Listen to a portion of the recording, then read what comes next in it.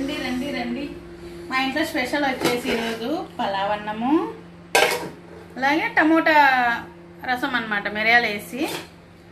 ఈ రసము చలికాలం కానీ పిల్లలు వేడి అన్నంలో తినాలి. దగ్గు జలుబు అన్నీ పోతాయి అన్నమాట. నాకైతే చాలా ఇష్టం ఇది.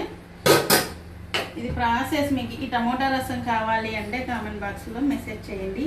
మీకు ఇది ఫుల్ వీడియో, రసం ఎలా చేయాలనేది ఫుల్ వీడియోలో నేను పెడతాను అనమాట.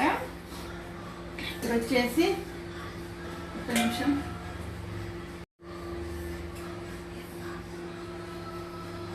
రసము ఇట్లా ఉత్త తాగినా కానీ వర్షం బట్టి నోరు చప్పిగా ఉంటుంది కదా జనాలకి, రైస్తో తినాలన్నా తిండిది కాదు. ఈ రసం చేసుకుంటే సూపర్గా ఉంటుంది.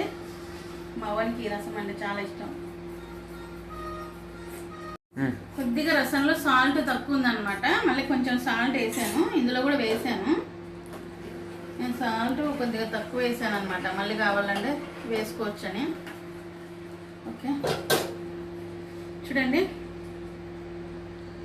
ఎవరికైనా ఇంట్లో జలుబు జ్వరము దగ్గు ఇట్లా ఏమన్నా ఉంటే ఈ రసం చేసుకొని బాగా వేడి అన్నంలో తినండి.